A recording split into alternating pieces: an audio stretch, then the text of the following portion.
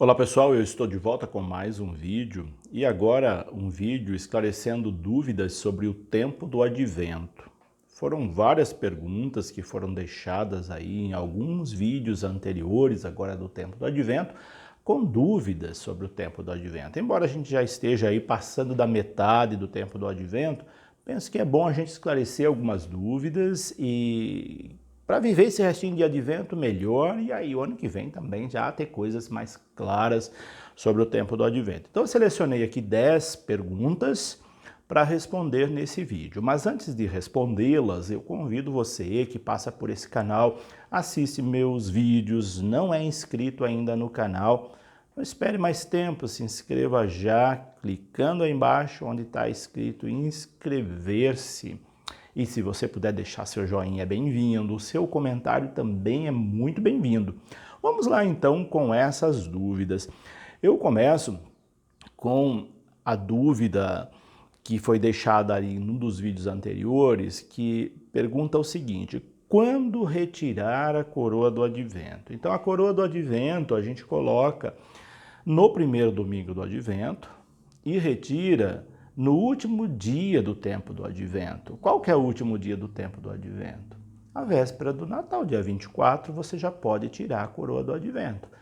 24 de dezembro. É ali, então, nesse dia, a missa da vigília, a missa vespertina, já não é mais tempo do advento. Então, nessa missa já não precisa está mais ali no presbitério e em nenhum outro lugar a coroa do advento. Então, no dia 24 de dezembro, de manhã, você já pode desmontar a coroa do advento, que não vai precisar mais dela. Guarde para o próximo ano. A outra pergunta é, se na paróquia não houver toalha rosa para o terceiro domingo, posso usar toalha roxa? Sim, claro, a toalha rosa do terceiro domingo, que é o domingo Gaudete, o domingo da alegria, ela é opcional. A cor do advento é a cor roxa nos 4 domingos, mas essa pequena diferenciação no terceiro domingo para a cor rosada não é obrigatório de utilizar. Então, se na sua paróquia não tem, porque a gente usa a cor rosada apenas 2 vezes no ano, né? Que é no terceiro domingo do advento e no 4º domingo da quaresma. Fora isso, não se usa mais as alfaias rosas, nem o paramento litúrgico, nem as toalhas do altar, nem as vestes de leitores. Então, por ser só 2 dias no ano, muitas paróquias não têm a cor rosada. Então, nesse caso, você pode naturalmente usar a cor roxa, não tem problema nenhum. A outra pergunta é, a coroa do advento é obrigatória? Também não é obrigatória, eu já respondi isso num outro vídeo. A coroa do advento, embora seja um símbolo importante, que ajuda a gente a celebrar melhor nessa expectativa das velas que se acendem a cada domingo, ela não é um símbolo obrigatório na liturgia. A maioria, eu diria que 99% de nossas paróquias usam a coroa do advento, justamente pelo significado dela, por ajudar a celebrar melhor, por ser um símbolo didático que ensina muito sobre o advento, mas não é obrigatório. A outra pergunta é, qual o significado das cores das velas da coroa do advento? Bom, primeiramente é que as cores são opcionais. As cores que se usa geralmente são cores litúrgicas, né? Então, se você conhece o significado das cores litúrgicas, as velas comumente elas reproduzem as cores da liturgia. Agora, escolher o tipo de cor é opcional, desde que seja cor litúrgica. As cores litúrgicas são branco, verde, vermelho, roxo, o róseo. Pode ser as velas amarelas, que é aquela vela tipo coringa, que entra aí em qualquer época do ano, a vela amarela da cera amarela, mas são as cores do tempo litúrgico. Então, o significado dela é o mesmo significado. O roxo significa a penitência, o rosa a alegria, o verde a esperança, o vermelho, sangue dos mártires, o branco, solenidades, festas. É esse o significado das cores litúrgicas que são transferidos para as cores da vela do advento. Mas reforço, é opcional as cores, não existe uma norma litúrgica que diga, olha, você tem que colocar esta ou esta cor. Se tendo coroa e tendo as velas devem ser da cor do tempo litúrgico. Pode ser toda roxa, pode ser toda branca, pode ser toda amarela. Só não pode colocar vela preta, eu acho que isso já fica aí parecendo outras coisas. Então, evite essas velas muito chamativas. Escolha velas da cor do tempo do advento, é o mais indicado.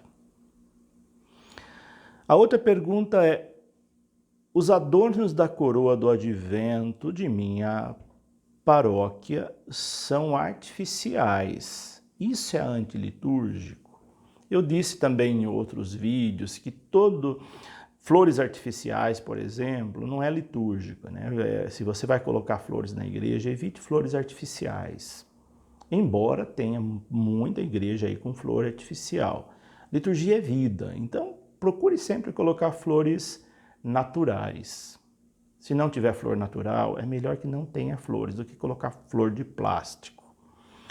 Agora, na coroa do advento, a maioria não faz com ramos naturais, que seria o ideal também. Agora, não é nenhum pecado você colocar o adorno artificial. A maioria coloca.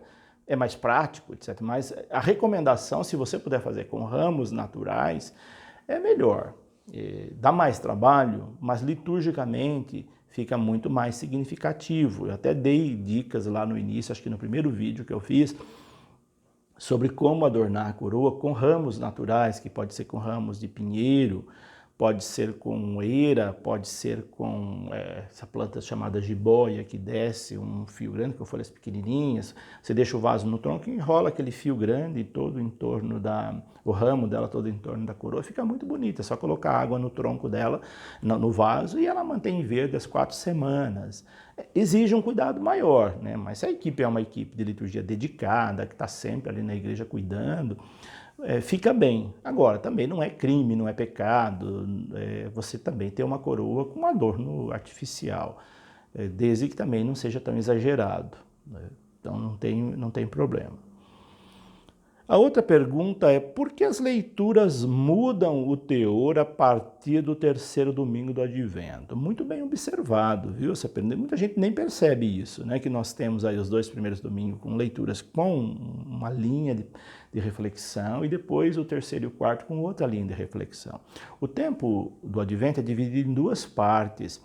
A primeira parte, que consiste nos 2 primeiros domingos, eles falam da segunda vinda de Jesus. Por isso as leituras é de gênero apocalíptico, falando da segunda vinda, do fim dos tempos, chamando a atenção para a preparação para o juízo final. É nessa linha que vão os 2 primeiros domingos, tanto do ano A, B e C. E os 2 últimos domingos, o terceiro e o quarto, já fala da primeira vinda, que é o nascimento de Jesus. Se vocês observarem, a partir do 4º domingo, as leituras já falam do nascimento de Jesus, de Maria grávida, de Maria que está aí se preparando. Então, as leituras têm esse teor já da primeira vinda, o nascimento de Jesus. Então, percebe-se que tem essa diferenciação. Se você é uma pessoa que participa atentamente da missa e presta atenção nas leituras, você vai perceber essa mudança. Então, ela muda justamente por isso. Aí estamos chegando próximo do Natal, como o terceiro domingo, domingo da alegria, que a gente já vislumbra os sinais muito próximos do Natal do Senhor. Aí, então, a liturgia já ganha uma outra característica, a liturgia da palavra já tem uma outra abordagem. É muito bom a gente seguir esse raciocínio litúrgico, a gente vai entendendo melhor o calendário litúrgico, o sentido litúrgico e celebrando melhor. Muito boa a sua pergunta. A outra pergunta é, o tempo do Advento termina exatamente quando? O tempo do Advento termina no dia 24 de dezembro. Como eu disse lá, você tira a coroa do Advento no dia 24, o dia 24 de dezembro também já é o tempo do advento se encerra ali. Nesse dia 24 já não é mais advento, aí já estamos nessa transição para o tempo do Natal, porque à noite já celebra o Natal do Senhor. Então ela termina geralmente no dia 23 de dezembro, a quarta semana do advento, e é quando se desmonta também, guarda a coroa do advento. Quais as solenidades que existem dentro do tempo do advento? Dentro do tempo do advento tem só uma solenidade, que é a solenidade da Imaculada Conceição, que a gente celebra no dia 8 de dezembro. Algumas dioceses, regiões ou países transferem para o domingo, né? Mas é solenidade nesse dia, lembrando que é missa de preceito, ela tem hino de louvor, é missa festiva, então ela abre um parênteses dentro do tempo do advento, é a única festa no tempo do advento que é solenidade e que se tem hino de louvor, que usa a cor branca, que é mesmo algo bastante destoa do tempo do advento, mas é a única celebração, a Imaculada Conceição, e a missa de preceito também.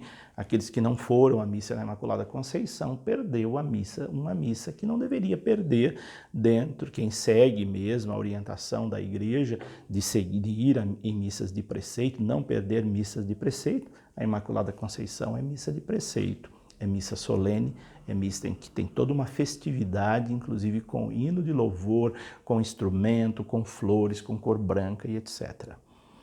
E a última pergunta é, posso colocar o menino Jesus no presépio já no tempo do advento? Eu também falei sobre isso quando eu fiz um vídeo sobre o presépio, né? Liturgicamente não deveria. Se o presépio está dentro da igreja, é um presépio litúrgico, ele deve ficar com a manjedoura vazia até a noite do Natal. Por quê? Jesus não nasceu ainda. Se você colocar Jesus no presépio, o presépio é litúrgico, mas nós estamos preparando o nascimento, como é que ele já nasceu e já está lá na manjedoura? Então, se for um símbolo litúrgico, agora se for simplesmente adorno ao presépio da sua casa, lá na sua casa você pode colocar, não tem problema nenhum. O menino já lá fez o presépio, colocar o menino. Mas quando a gente faz um presépio dentro da igreja, supõe-se que esse presépio seja litúrgico. Então a manjedoura fica vazia. No lugar do menino você pode colocar uma Bíblia. É o verbo que vai se fazer carne. Aí tem um sentido litúrgico. Ou então a manjedoura ali vazia, com José e Maria ao lado, esperando o menino que vai nascer, mas coloca o menino na noite do Natal. E aí ele fica até o dia 6 de janeiro, que é a festa da Epifania do Senhor, quando se desmonta o presépio. Essas são, então, algumas dúvidas deixadas em vídeos anteriores que eu respondi nesse vídeo. Se você ainda tem dúvidas, deixe abaixo suas dúvidas, mas procure deixar bem claro para que eu entenda a sua dúvida. Tem algumas que eu não respondi porque eu não entendi o que a pessoa queria perguntar. Mas se você deixar uma dúvida bem clara ali, no momento oportuno eu respondo. Por hoje é isso, deixo aqui meu abraço, minha bênção e até o nosso próximo vídeo. Que Deus os abençoe, em nome do Pai, do Filho e do Espírito Santo.